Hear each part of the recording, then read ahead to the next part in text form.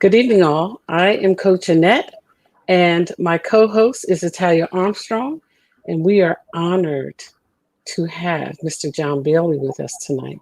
We're expecting another guest. They're running a little behind, but we're going to get started and have the exchange. And tonight, John, we're going to ask in a little bit for you to introduce yourself. Tell us who you are, what you do, and why you do it. This segment is Black Men Speak. I am Coach Annette. We are on YouTube. Please find us, like us, share us, and subscribe. Ring the bell so that when we're live, you have notifications. Thank you. We're also on Facebook at What Trenton Really Makes and Coaching You For You. So tonight, again, I am going to ask Italia to say a few words, and then we're going to hop over and introduce our special guest. And the reason John is a special guest this evening is because he has so much of him in him that was in the man I love, my husband, who is now, passed. But John reminds me so much of him and his mannerisms and the things he talks about, the things he shares about and his knowledge base, his knowledge, skills, and ability. He's got it. And we've got Mr. Frisbee here tonight as well. And so I'm pleased about that. Italia, you want to go ahead so we can get started? Well, I'm just so excited to have Okay. both these awesome men with us tonight. I'm Italia Armstrong, a community advocate, a mother of three. I have my hands in a lot of projects, and that's enough about me because we want to learn more about these awesome men right here. I have to say before we get started that I admire and respect Black men because of how they get it done in spite of the obstacles. So, Black men speak who you are, what you do, why you do it. Tell us a little bit about you. Welcome, Sam. John, we're going to start with you. Okay.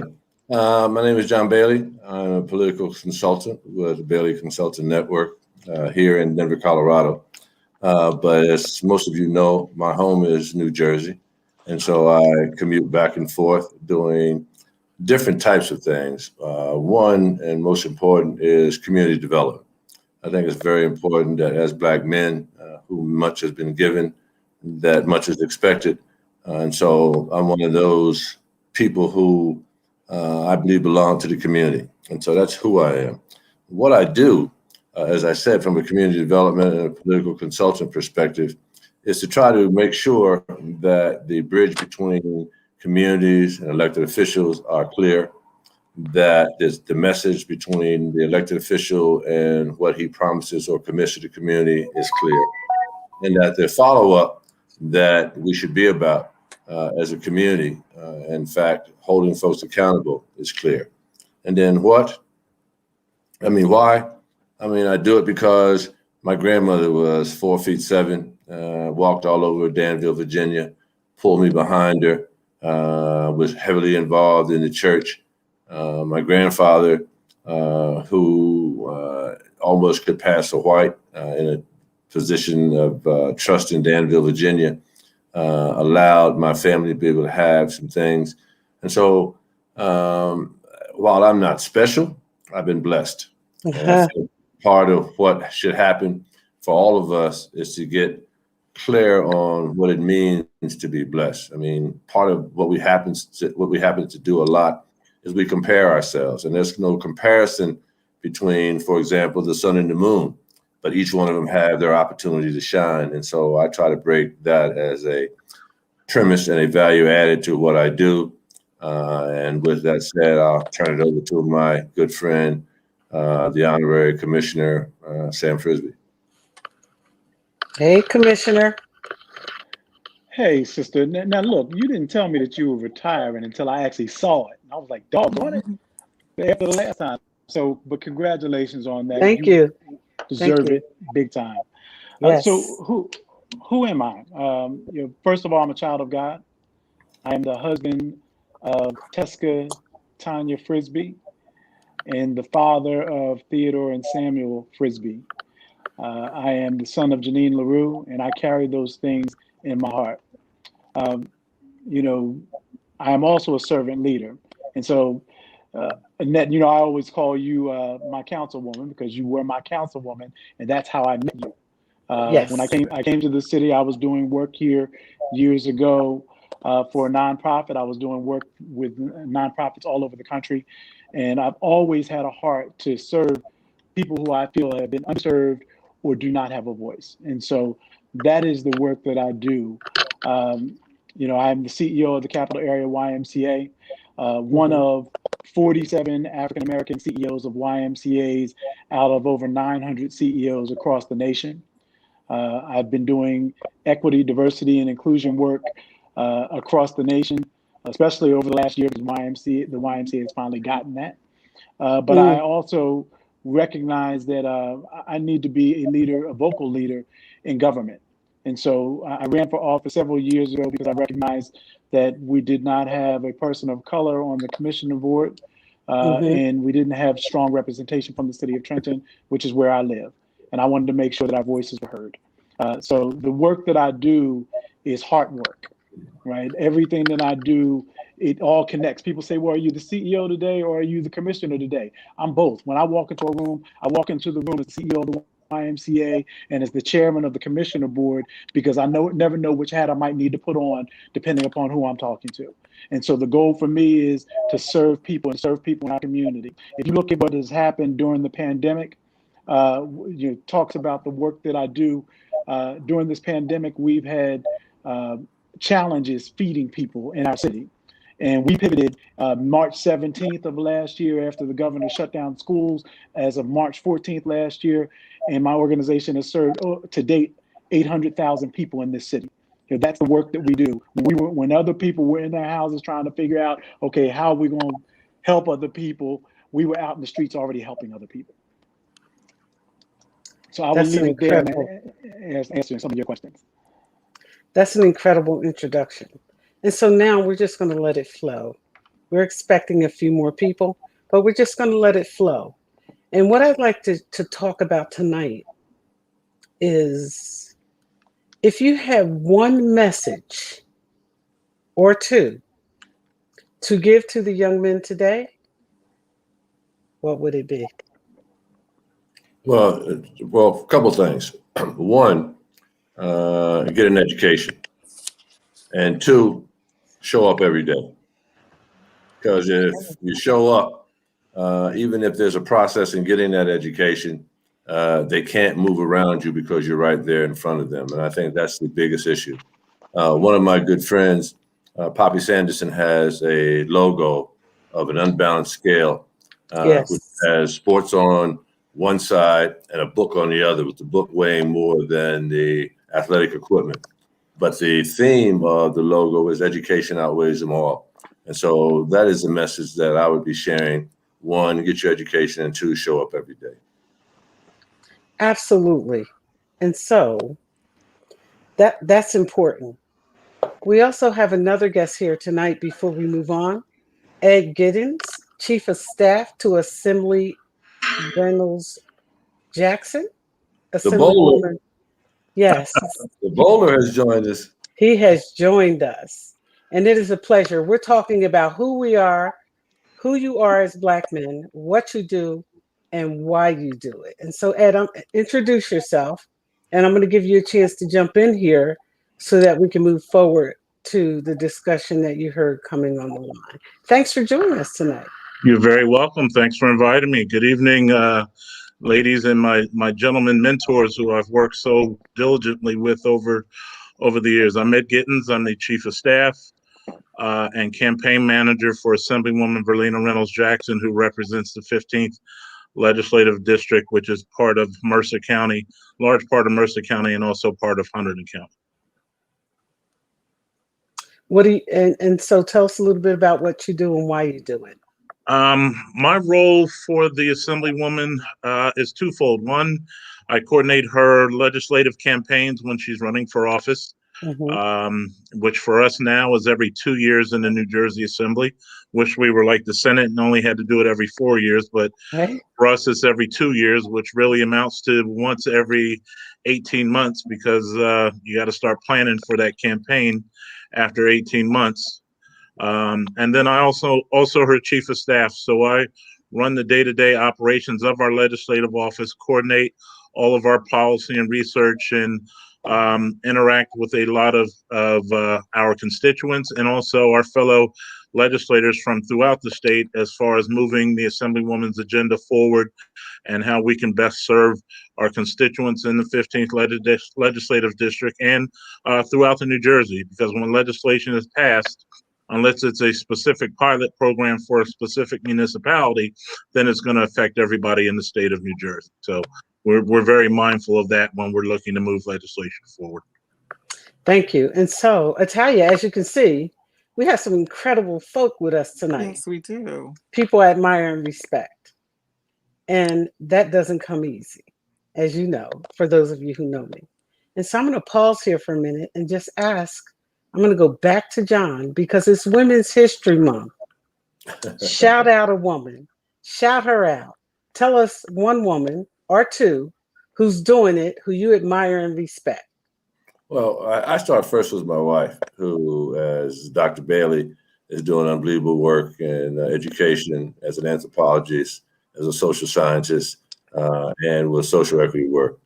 And then after her, it's every Black woman that I know, every Black woman who is trying to do the right thing. The two of you on this call, Janine, Teska, Berlina, because the Black women hold up half the world. And so because of that, you have to respect them for being the strong as they are and being able to do the work that they're doing. And so I start with my wife, but then secondly, I acknowledge all Black women because of who they are and what they're about. I'll tell you. And see, that's why you're so powerful in everything that you do. Please don't feed the fish. Okay. Sam, you want to jump in here and Sure. pick Look, up for where me, John started? see, JB can give it to every woman, every Black woman after that. I got two very specific women because I can't do it without them. One is Miss Okay. Teska Frisbee, who you actually interviewed last month, and she is my soulmate. She is my helpmate. She is my workmate. When we decided 19 years ago to move here, I was already working in Trenton, but we decided to move here in 2003.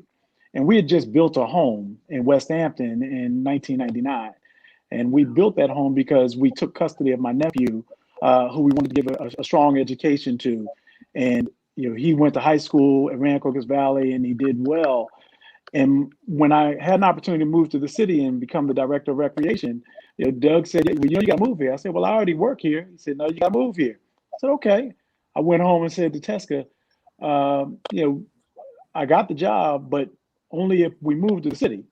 And she said, so you want me to give up the house that we built 4 years ago and move to the city of Trenton? I said, I'm not going to tell you what to do, sweetheart. This is what I'm going to ask you, though. Where can we be of more service? We always talk about where God wants us to be used. Where can we be used stronger? Here in West Hampton or in the city of Trenton? She didn't bat an eye. She said, let's put the house up for sale tomorrow. And we did that and we moved here to the city and moved our 5 children here to the city, put them in the schools here and did what we needed to do. The second person is my mother. And my mother has always been my shero. She is my confidant. She guides me through the political space and always talks things through with me.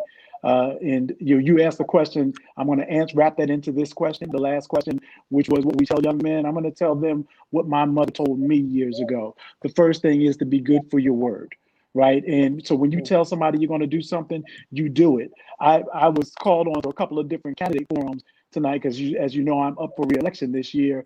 And I was in the Hamilton meeting. I said, I got to go. I told Annette that I was going to be on her show. So you guys, I'll talk to you at another time. because I want to be good for my word. The second thing is that hard work beats talent when talent won't work. So you can be the most talented person in the world, but if you're not willing to outwork people, which my mother told me years ago, she said people can be smarter than you, they can be better looking than you, but they can't outwork you unless you let them outwork you. So I always make it a point to never let anybody outwork me, and my goal is to make sure that I instill that into every young Black man that I know. I want to just stop here for a second and just say Tesca has made it abundantly clear that she is your wife for life. No question about Add that to it. She To is my my wife audience for life. No question. tonight, I want you to inhale the inspiration from these men who mean business. Ed, you want to jump in here? First and foremost, my mother. God bless her. 85 years old. Will be 86 at the end of this month.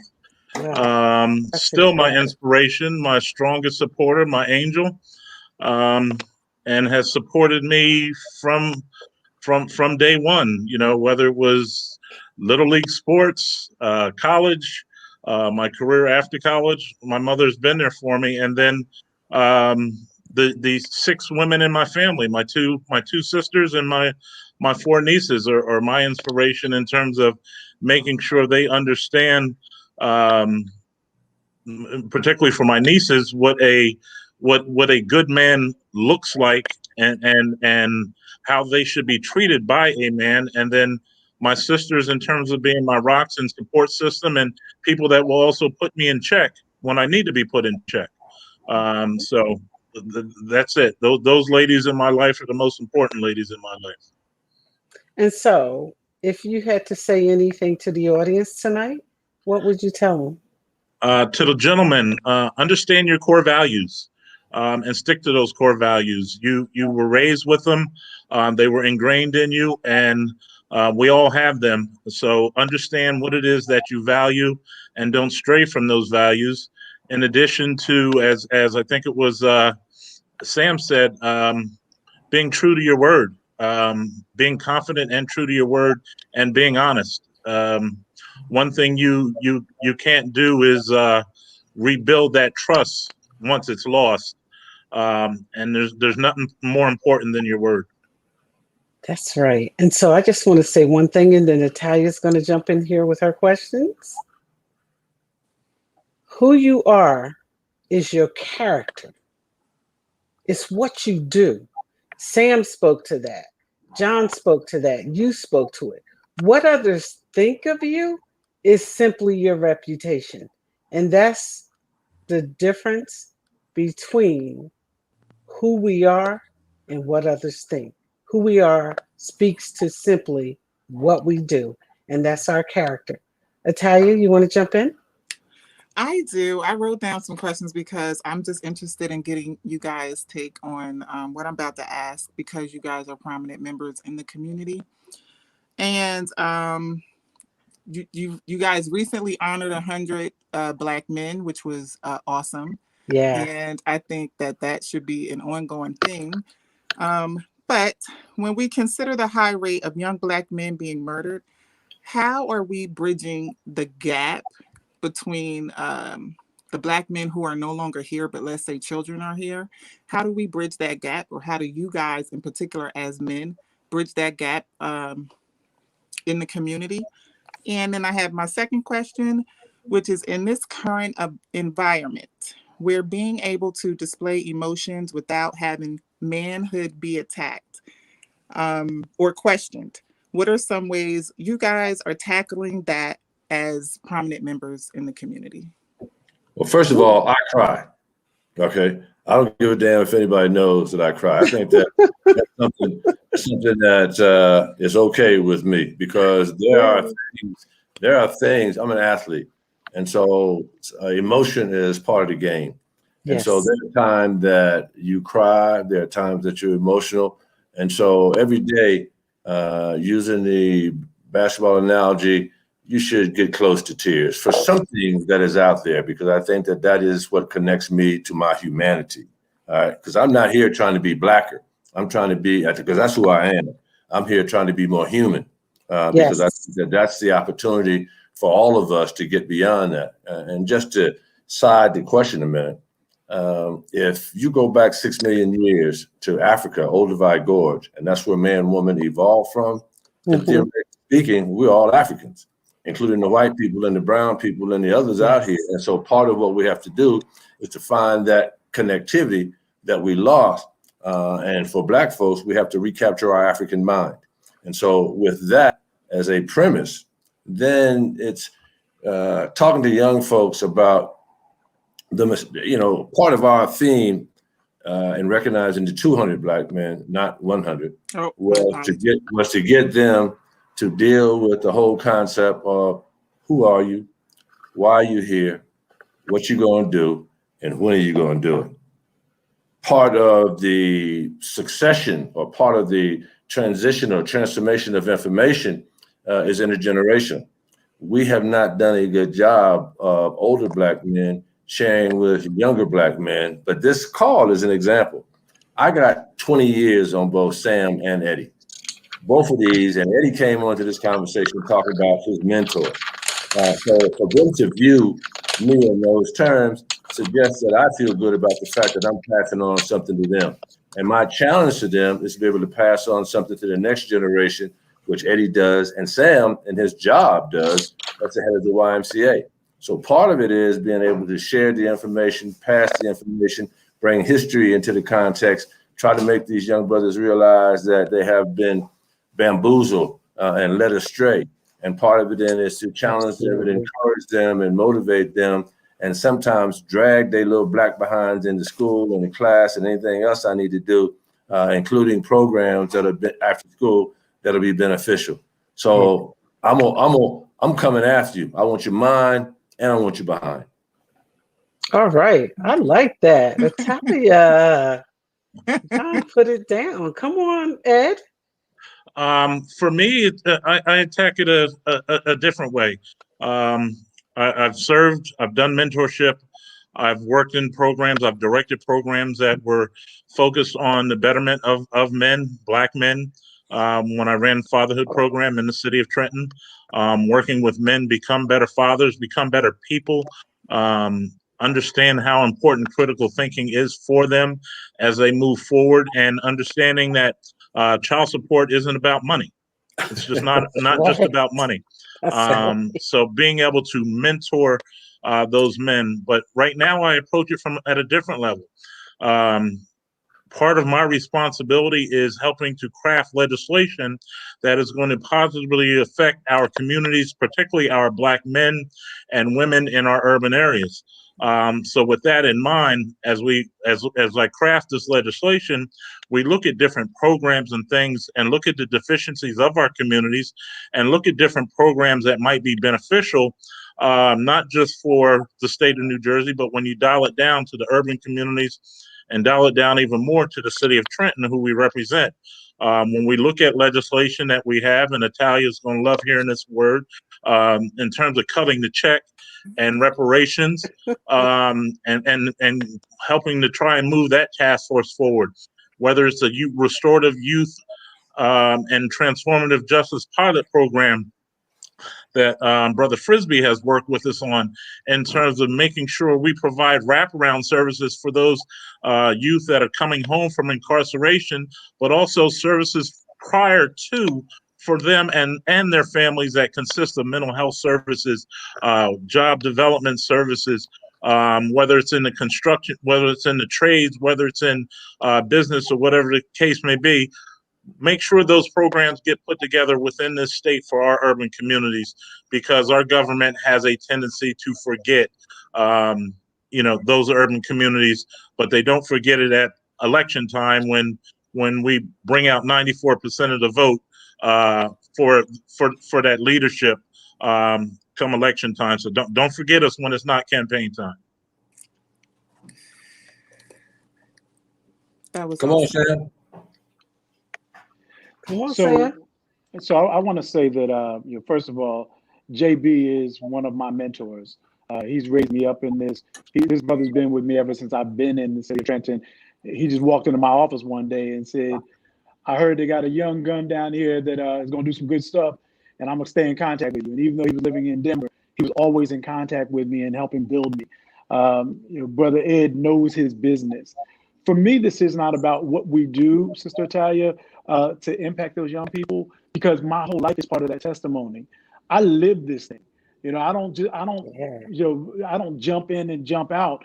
Every day for me, whether it's the work that I do at the Y or the work that I do as a commissioner, and that's the beautiful thing where I'm able to kind of speak between the two of these brothers, because Ed goes really hard at the legislation. John goes really hard at the community development and building our community from base. For me, I tie those things together. I've got to do both of those things. And also in the work that I do in the nonprofit world, it ties it all together in a nice bow, because I've got a constituency that can listen to me. Brother Gene always says that, and he got this quote, from one of our elders, that it is easier to build young boys than it is to fix broken men.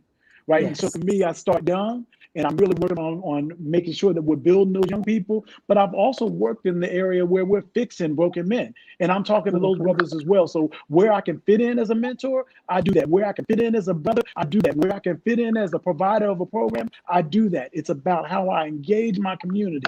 And you know me, I'm not afraid to walk any street in the city of Trenton. I might not have been born here and raised here, but I love this city. It is my city. I've spent more time in the city than I've spent any place in my life. And so this is my city as well. My city. Yeah. Woo. He put that down. Ain't that the name of a song, My City? Yes. My city. Again, it's not what people say, it's what you do. That's called character. Go ahead, Italia. So I just have one more question. As political leaders in one way or in one form or another, would you say that Black men are breaking down doors in terms of seat holdings here in Trenton and or the state of New Jersey? And if we're not, are you guys, as prominent members in the community, helping to bridge that gap? Well, let me jump on that one first, JD. Go ahead, Sam. Go ahead. Black men breaking down doors politically? No. I'll be flat out honest. I have great respect for any Black man that is in politics, but right now the women are leading our African Americans in politics. If you look at just what's happened here in the state of New Jersey, where you have Bonnie Watson Coleman as the first African American woman from the state of New Jersey in Congress. Yeah. Sheila Oliver is the first African American woman as lieutenant governor in the state of New Jersey. You have a robust amount of Black women that are part of the New Jersey legislature and the assembly, in both the assembly and the Senate, and inspirational in what's called the Legislative Black Caucus, which is the 18 members of the New Jersey legislature. Women are leading the way politically in the state of New Jersey and in the country. Just throwing out Stacey Abrams, Kamala Harris. Let me make sure I pronounce it right. Kamala Harris. And those folks in Congress. But men, we can hold our own, but we're not leading that way right now. And that's just my opinion as far as that's concerned. How do we move that forward? We have to start with the young men and the young women when they're in high school in terms of civics education. A lot of our young students, or young African American students, don't have a handle on civics and understand the role that politics plays in everything that is done day in, day out. Folks may say they don't want to be in politics. Everything you do, every decision that is made, every piece of financing that comes through from a political level at some point in time, whether it's from the feds, whether it's state, municipal, county, or whatever the case may be. And folks need to understand that you tell a lot about someone's priorities by how they're financing a particular area. You can tell how important something is to someone when you look at the budget in terms of what is being put into different programs, different municipalities, whatever the case may be, and that all goes back to civics education.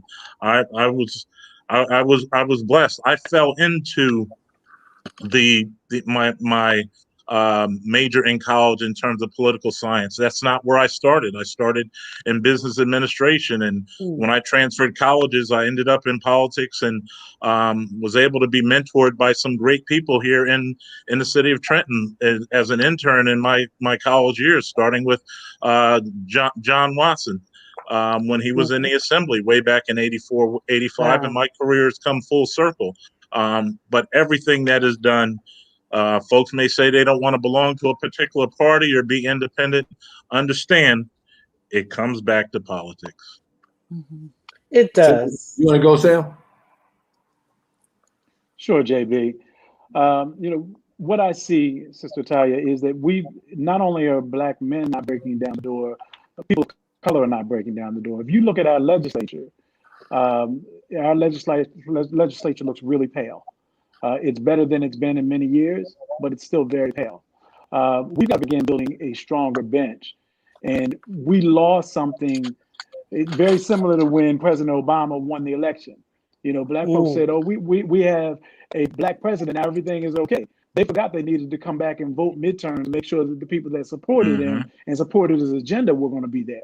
They forgot to come back and make sure that he had help in that particular area. So we got a lot of work to do in terms of making sure that we are setting an agenda and working with our communities at the grassroots and grass tops level to begin bringing on generations behind us.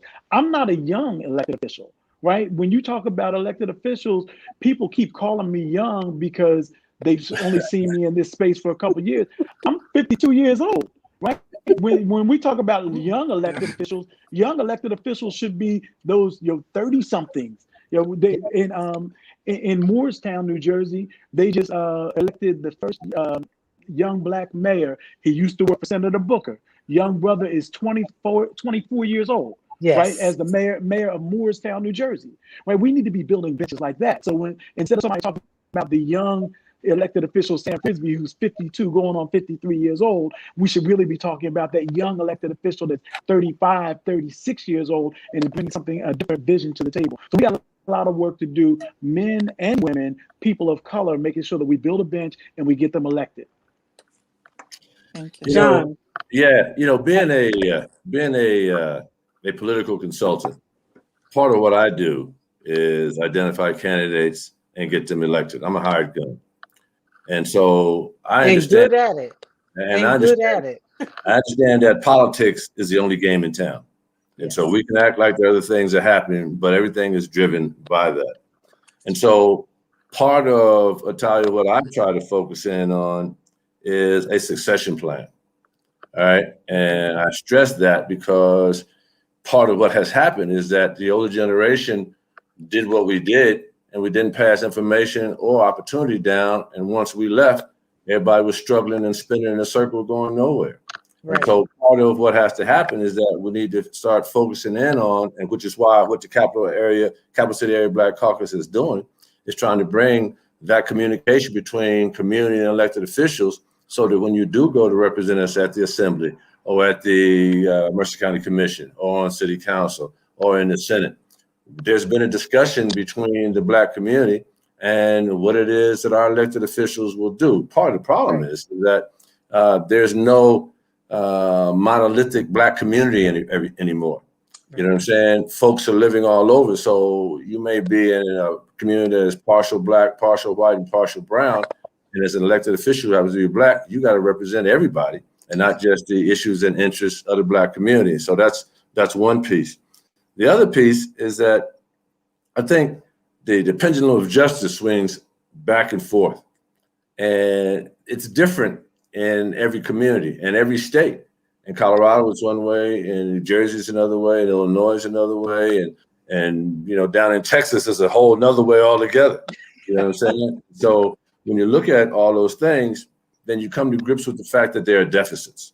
And those deficits are resource deficits, they could be cultural deficits, they could be value deficits. But I think one of the things that we got to come to grips with is that when you talk about, and you mentioned this, freedom, who's free? Well, in this society, white men are free, white women are battling with their freedom, Black women are not free, and Black men are not free. And so if you look at who I chronologically said black men were fourth in line in terms of the freedom scenario. So part of, I think, what we have to be about is trying to make sure that Eddie's point about civics in the classroom and Sam's point about being a role model, he didn't mention the fact that as a role model, when the Black Lives Matter piece came, he brought legislation, ordinance, resolution to the commission. Eddie didn't mention that. He mentioned it subtly, but he didn't mention it in total, that they're working on black reparations in New Jersey, working with the Assembly and Ryan Haygood, and they just instituted justice. So there are black men who are doing very positive things, not getting a whole lot of visibility. I mean, the Bowler should be getting a whole lot of visibility as one of the black chiefs of staffs in that assembly.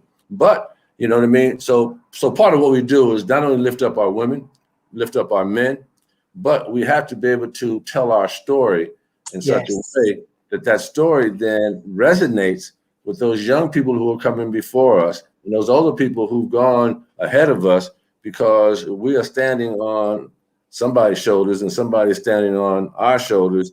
And I think as we go forward as black men, one of the things that we have to do is say to black men that we run across is that the question is not a Shakespearean question. It's not about to be or not to be. The question for black men is, how do you be more? Confronting the situation and the pandemics of race, of climate change, of unemployment, of fiscal irresponsibility, and the fact that now we have an opportunity to step forward and to take advantage of some of the work that Stacey Abrams and others have done nationally, and do that within our state, and do it supporting black women who are doing it, supporting black men who are doing it, but more importantly, putting the black family forward, because everything that happens impacts the black family in either in isolation or in total. And so that would be, my conversation. Incredible. That's great. Incredible. We have time. I have one more question for these guys. We have plenty of time. Okay, this is my last question, I think. So as you know, men who are getting it done in the community, uplifting the community and all that great stuff. What, if you don't know, I'm very passionate about reparations. How do you feel? What is your take on reparations? John, let's start with you. All right. Well, a couple things. Because I'm doing, number one, let me be a little bit humorous for a minute. One of my psychiatrist friends said to her dad, "Dad, do we deserve reparations?" And the father said, "I do, but you don't." Okay. I do, but you don't. And so what he was really saying by that is that the pain and suffering and the struggle that his generation went through may require some support. But what I did for you to give you an opportunity, and you take advantage of that opportunity, is your reparations. I brought you into the world. I gave you life. And so that's your reparations. Now, let's take away from the family and the personal stuff to put it into the context. There's some folks out here who are doing research and said, if you take in consideration the 400 years that we've been here and all that has been put upon our back physically, if there was a reparation, it would be somewhere between 10 and 12 trillion dollars. Trillions. Trillion dollars. How do you spend that money? How does that money get out to everybody? And so, to be quite honest, going back to the point, you don't. I don't want the money. What I'd rather have is that money be put into a significant fund, gaining interest, gaining all types of support for those folks who really do need that, because some of us have been blessed. So to me, I may not need reparations, but I know a whole bunch of folks who need help. I know a whole bunch of folks who could use that financial support. And so, and then I just use this as an example, because I do cannabis social equity. One of the things that I look at are social equity programs all over the country. And so in New Jersey, 70% of the cannabis revenue will go towards communities of colors or communities impacted by the war on drugs. In Illinois, the governor on January 1st expunged 11,500 people. Right? So we're looking at ways of doing different things. But the one incident that I found really interesting was Evanston, Illinois. Where in Evanston, Illinois, they're taking a percentage, 3% of their cannabis revenue and creating a $10 million fund to make sure that Black and brown folks who need access to capital or loans or grants to buy a house, intergenerational building wealth, that money would be dealt with. So, I mean, I'm gonna look at multiple different ways. My background experience allows me to be able to bring that information forward. But reparations is something that we're gonna have to spend some time with, because I'm gonna tell you straight out, white folks ain't going for reparations. We're gonna have to convince them that it's in their best interest, all right, and that to support that. Because if you don't, all right, then we're gonna either live here together and coalesce, or we're gonna perish together in a ball of fire. So to me, you know, we're gonna have to figure out a way to get this done. And the last point, if you look at what happened in Southern Africa, they went through a Truth and Reconciliation Commission to get through what the blacks thought of the whites and what the whites thought of the blacks.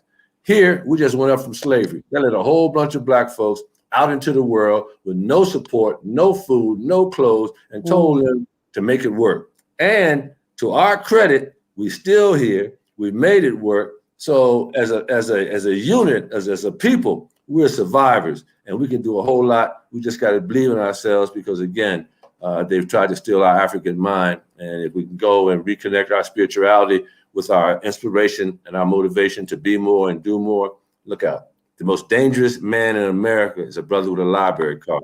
So we teach our kids how to read, all hell breaks. All hell breaks loose. Before you go, Ed, I just want to clarify some things. I'm not going anywhere. Before you speak. Oh, okay. Just in terms of, I agree with you that we do have to get some people on board. But I just want to give a little context. When the Jewish people in Germany were going for their reparations, they did not agree. And they got it passed with 35% of the people being on board. Here in America, we're at 20%. And reparations is not just for slavery, it's for slavery and all the accrued disadvantages. I just wanted to put that in there. Go ahead. But also understand this. The Jews said, never again. Never again. So part of their whole thing was, whether you support us or not, we're not going to ever let that. This is an internal spiritual dynamic. We're not going to ever let this happen again. If we got to kill, we're going to kill, but we're not going to be killed. All right. We haven't got to that dynamic yet here in this country. And if we did, you know what I mean, we'd be, as the Black Panthers are, Judas and the Black Messiah. You see what happens when black folks stand up for themselves and decide they're going to do something different. They find a way to either capture or kill you. Part of what we got to do is be able to come up with a message that allows us to be able to confront our oppressor, at the same time put guilt on them, and then move towards how we all get along here using the Rodney King statement. What's your take, Ed? Do I support reparations? Yes, I do. Reparations, in my opinion, will help not in terms of going into an individual's pocket, but help close the wealth gap that we have in our urban communities, that we have between black folks and white folks. Natalia, you know the numbers. I don't have to say those numbers to you. You can pull them right out of the top of your head. But when you talk about reparations and putting them into programs in urban communities, close that wealth gap, that educate our children, that provide for better housing, that provide for mental health services, that help you get to the root cause of what the problem is in our communities. That's where the reparations dollars come into play. As John mentioned, in terms of the percentage of monies from cannabis that go into the program that he was referring to, New Jersey's cannabis program that was just signed and the Regulatory Affairs Committee that was just put together, 70% on 70 cents of every dollar from cannabis, in terms of what they're talking about in terms of the cultivation, manufacturing, will go into social justice programs in cities such as Trenton, Camden, Newark, all of those cities that were negatively impacted by that war on drugs. That is written into the law and the legislation. So that's part of what we need to move forward as far as reparations are concerned. The Black Caucus was adamant in terms of that 70 cents per each dollar going into social justice programs for those urban areas, and making sure our folks take advantage of those programs that are offered to them so they can close that huge wealth gap that I know is just has a stranglehold on Black people, and help, with those programs, help build the leaders that we need in our community, in our state, in our municipal government, all areas that lack leadership to help move our Black communities forward. Black leadership being operative. And so it's not what you say, it's what you do. And that's what the character defines. Thank you, Ed. Thank you, John. Sam, Commissioner. Thank you, and I apologize. For some reason, I got kicked out, and I'm back in. That's not right. I brought you right back in. Yes, you did. So, in Italian, I've had a beginning of this conversation. So I believe that we are owed reparations, that we deserve reparations, that we need to get reparations for many of the reasons that have already been stated. In New Jersey specifically, we've got some real challenges. New Jersey is an apartheid state. Right. And when you look at almost everything, every indicator, and I know that Dr. Bailey talks about every indicator that talks about whether or not our community of Black people are moving forward, whether it's housing, whether it's economic, whether it's business, all those things we have fallen behind. But in New Jersey, we're worse off than any state. Right. In New Jersey, with a 60-to-1 gap in the wealth gap. When you talk about housing, we have all the poorest housing, fewer homeowners. We talk about education, which was really crazy to me because I knew that we had disparities in terms of education. I did not realize that New Jersey, that 50% of all Black children in the state of New Jersey attend schools that are between 90 and 99% non-white. Right. That means that so basically what happens is you look at every single one of our communities, where you have the highest concentration of Black folks. You have poor education with poor housing, lead and asbestos, and you can't get a job, and your economics are the worst of any place. So how do you catch up unless you have some reparations that are going to help you catch up? Education can help us catch up. But the biggest issue is that when you talk about systemic racism, we got a bunch of people with master's degrees and all those other things, and it's still not helping us catch up because there's not enough wealth. Because when you start talking about, well, we need a piece of that, white folks will say, hey, that's mine. We're not eating. When you say you're not eating, that means that you missed a lunch, right? When Black folks say they're not eating, that means we missed meals for 2 days. Right. And so we're trying to help them understand that is part of this challenge. So do we deserve it? Yes. Talia, in our earlier conversation, probably about 2 months ago, when I first started talking with you about this, and I was saying, well, we need to do this because as an executive, that's what I do. I'm always figuring out how do we operationalize that, right? The real answer is yes, we do deserve it. It's still how do we operationalize that, right? Mm-hmm. So even if you get it, I think I shared with you that the majority of the Smith Family Foundation did it differently. Right, those folks, when they won their lottery, they had their financial advisors set up before they did anything, and they said, "Okay, this is what we're going to do with it." Most people who hit the lottery, and that's why when we talk about reparation, how we're going to do it is really important because most people hit the lottery within a year or two of them hitting the lottery. No matter how much money they made, they're broke again because they don't understand money and how to deal with it. So I believe that we're owed it. We should get it. We also need to set up a system for how we actually distribute it and how we make it work for our community in general. And let me just, Natalia, say this. Do you know the name Mackenzie Scott? I don't know. Mackenzie Scott is Jeff Bezos' wife. Oh, Mackenzie's ex-wife. Mackenzie Scott gave away almost $2 billion last year in what she calls trust philanthropy. Not I trust you, right, to give you the money. But I trust you that once I give you the money, that you'll use it however you see fit. All right. And that's different. All right. And that's different for white folks in terms of getting involved in Black program. But it's also a premise from which we all should be looking at how we engage the Black community. Because see, today, you can't come and tell me how you want to spend your money in the Black community. Today, you got to come ask me, what do you suggest as a way that I might spend money in the Black community that could be impacted, that can make a difference. And so that's a whole different approach to how we give, how we support, how philanthropy gets involved in that whole situation. And so I want to encourage white folks to look at Mackenzie Bay, look at her, you know what I mean? In terms of us, one of the things that we got to do is we got to do almost like anybody who's doing fundraising. When we do fundraising, at least I do, and I part of my background as a consultant is also a professional fundraiser. So part of that is I don't go and ask folks for money. What I do first is I ask folks who are in my organization, will they give? And then once I ask them if they give, then I go out and ask folks, will they give money? Because the first question that's going to come out of their mouth is, what did your board do? And see, if they see that the board has invested in you, then it's easy for ascertainment for you to be able to sell them on, I am worthy of your support. We should do that with our community. See, there are folks who can give $1 and $2 and $3 because they give it at church every Sunday. If we come up with a serious economic plan of being able to use money correctly with some accountability to it, there are folks who would give up $100 a year. There are folks who give up $1 a year. There are folks who give up 50 cents. And we've been doing it, even though we don't know a lot about it, because the point I raised is that when we came up out of slavery, how did we survive? We figured out a way to take sand and make Thanksgiving Day dinner out of it. And so we're capable of doing all of those things. But I also in my seat over here.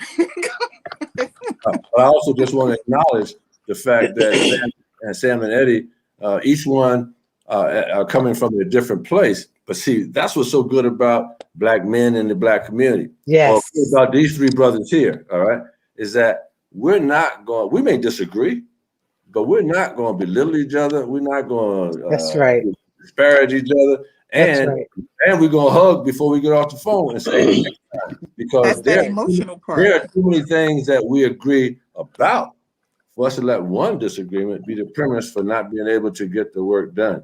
And so part of what I've learned is that I'm going to listen. I'm going to do more listening because I need to hear what it is that these younger brothers are talking about, because their experiences and their background is just as valid, even if I've been here a little longer, because one of the things I think that Common and Eric Dyson are saying is that it's the wisdom of the elders and the strength of our youth. And we need to start to figure out a way to bring that into programming, into business opportunities, into church, into any of those things that will allow us to recapture some of our traditional greatness. See, that's why I love that brother. That's my brother. And listen, me too. I love him too. Sam, I appreciate and respect you. The same for you, Ed. John, you guys bring something to the table that people need to hear more often. The media has projected our brothers in one way, but I know them in another. And it's the way that I know them that I want to see them projected. And so I'm investing to ensure that Coaching You For You goes across 100 to 200 different platforms so that people hear your message. They know and understand that there's opportunity and there is hope. Solidarity is going to make the difference. The media is not representing accurately who and what we are and what we do and why we do it. And so we have an opportunity here to do that.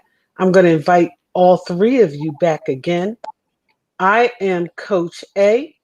Here at Coaching You For You. We're through? We're through? I thought we were going to be here at least until midnight. We're not going to be here until bring midnight. some chicken and some. We're a lot longer than we typically are because you guys had some phenomenal things to share. We usually go about 30 or 40 minutes, but I could not miss this opportunity of your experience, strength, and hope. Can we invite you, Annette, can we invite you and Natalia to please come join Eddie and Sam and Verlina and all the Black women who are going to be on this Women's Month celebration that we're doing on the 13th. It's going to be an unbelievable celebration with Bonnie and Shirley and Sheila and Janine and Verlina and Cordelia and so many other Black women. As a matter of fact, we need to apologize, Sam, that we didn't have the net on this thing. You know what I'm saying? And so let me slap myself now on national TV so that she can see that. But we need to make sure that You're more national than you know. Yeah, well, but I think it was important to make sure that we said that. And then, because I got it, you have, and I'm not going to blow my own horn, but you have two of the most important Black men in Mercer County on this call with you. Eddie is, I call him the bowler affectionately because he bowls. But this is a bright and brilliant brother who is doing unbelievable stuff. And Sam the same way. So I'm honored to call them brothers. And ladies, I'm really pleased to be with the both of you this evening. I am happy to have you here. My co-host is equally as happy. When I told her, she responded immediately. And so we're happy to have you here. But I need to say that we're on YouTube, we're on Facebook. On YouTube, hit the share, the subscribe, and the like. This is one time where we are absolutely sure we want you to put our business in the streets. And so, John, thank you. I'm going to be calling again for this opportunity. The same for you, Sam. You're up for re-election. Of course, I support you. I adore you. I've been working with you for quite some time. Ed, you know who you are. Yeah, the bowler. Yes, I absolutely appreciate you. Yeah. And Talia is a community activist who is getting it done. She came up with a program and an idea to provide for contractors. Andre Williams, one of whom you honored in last month in Black History, to start a trade training for our youth. So it's not what you say, it's what you do. That's your character. What people think of you is your reputation, and that's not always accurate. And so I want to thank you tonight. I want to ask you again to hit the like, subscribe, and share. I want to thank John Bailey, whom I admire and respect, Sam, Ed, the same, and my co-host. I will have them back again. Black men speak. Inhale the inspiration. They've got something to tell you. Thank you and have a good night. Hey, thank you too. Thank you, ladies. Good night. Hashtag, let's get it done.